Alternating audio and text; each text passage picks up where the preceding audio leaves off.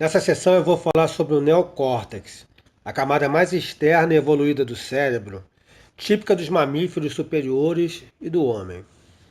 O neocórtex, também chamado de novo cérebro mamífero, adicionado sobre os outros dois primeiros, é fundamental como precursor da fala, do pensamento, capaz de produzir uma linguagem simbólica. É onde acontece o processamento da informação, desempenhando um papel fundamental na memória, na atenção, na percepção consciente, no pensamento e na linguagem.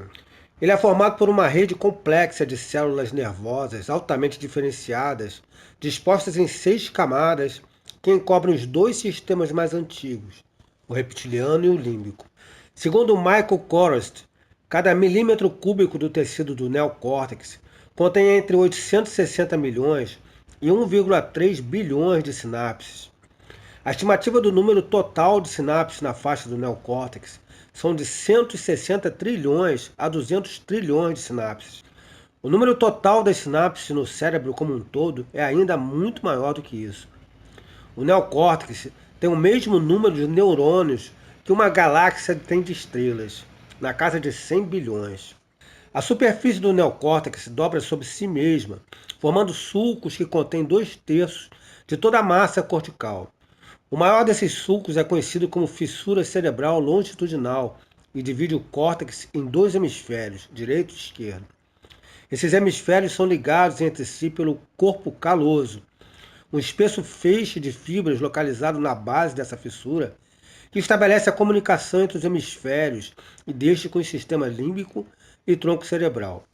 Apesar dos 2 hemisférios parecerem uma imagem e um espelho um do outro, existe uma importante distinção funcional entre eles. Isso resulta em que, apesar deles cooperarem entre si, quando um deles não funciona direito, o outro apresenta certa dificuldade para realizar suas funções. Por ser mais espacial, holístico e intuitivo, o hemisfério direito tem a habilidade de trabalhar simultaneamente com um conjunto de unidades em um espaço coerente. Por essa razão, é ativado sempre que precisamos associar algo a experiências que vão além do linguístico. O hemisfério esquerdo, por sua vez, é linguístico, analítico e racional, trabalhando com relações lógicas e unidades limitadas no tempo, ou seja, aborda uma coisa de cada vez, persistindo até concluir o que começou. Apesar dos muitos mitos que rapidamente surgiram em torno dessa divisão, ela não é absoluta. Por exemplo, cientistas têm demonstrado que a fala não está localizada apenas no hemisfério esquerdo, visto que o hemisfério direito fornece a entonação, o ritmo e outros aspectos não verbais da linguagem, ou seja, sua melodia. Uma boa comunicação não é uma mera troca de palavras organizadas em sequências. Ela sempre envolve o tom e o ritmo em que alguma coisa é dita, além de vir acompanhada da linguagem corporal como elemento importante para a conclusão da mensagem. Isso faz com que uma boa comunicação seja uma tarefa que só pode ser realizada de forma plena quando ambos os hemisférios estão trabalhando em parceria. Assim, enquanto o hemisfério esquerdo assimila a informação pedaço por pedaço, o hemisfério direito aglutina todos os elementos em unidades significativas. Além dos 3 cérebros já mencionados, Joseph Child Pearce, em seu livro A Morte da Religião e o Renascimento do Espírito, discrimina um 4º e último cérebro adicionado pela evolução, a área cortical pré-frontal, o maior dos lobos cerebrais e que nos eleva acima dos outros animais. Uma formação recente na evolução das espécies, considerado a sede da personalidade e da vida intelectiva, modula a energia límbica e possibilita criar comportamentos adaptativos ao tomar consciência das emoções. Esse 4º cérebro se apoia nos ombros dos velhos cérebros, o reptiliano, o velho mamífero ou sistema límbico, e o novo mamífero ou neocórtex, sendo criticamente dependente desses. Assim, os cérebros inferiores são os sistemas neurais que nos dão o nosso conhecimento do mundo e do corpo, formando a base para o córtex pré-frontal, que surgiu há cerca de 40 mil anos. Com pequenas modificações efetuadas nos cérebros existentes anteriormente, ele é produto e ao mesmo tempo produz o amor e o altruísmo, ou seja, o amor por si e pelos demais seres.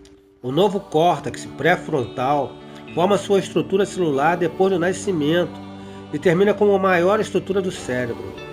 É tão grande que se formasse sua estrutura no útero, não seremos capazes de passar pelo canal do nascimento.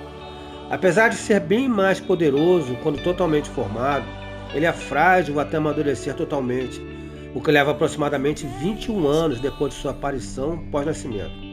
Em regra geral, quanto mais antigo é o cérebro, mais durável, instintivo, reflexivo e não negociável ele é, pois não tem a capacidade para linguagem e raciocínio. Quanto mais alto subimos na escada evolutiva, mais frágil é o sistema cerebral, mais tempo leva para se desenvolver, sendo menos instintivo e mais negociável. Contudo, é mais poderoso quando completo. Esse quarto cérebro, constituído pela parte dianteira do lobo frontal, está envolvido no planejamento de ações e movimento, assim como no pensamento abstrato. Lida com estratégia, decide que sequências de movimento ativar e em que ordem, além de avaliar o seu resultado.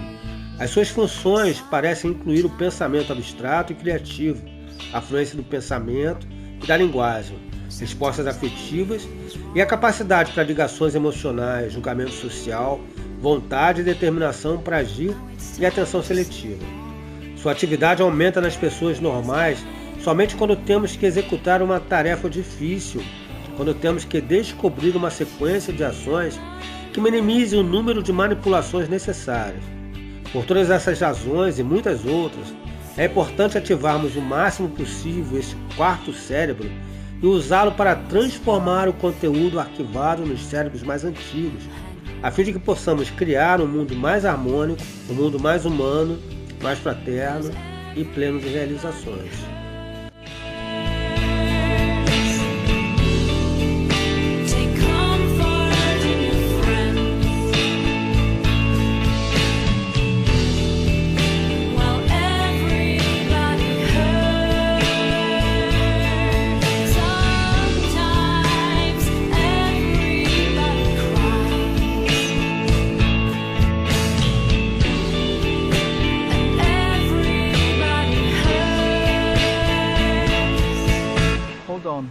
Hold on. You are not alone.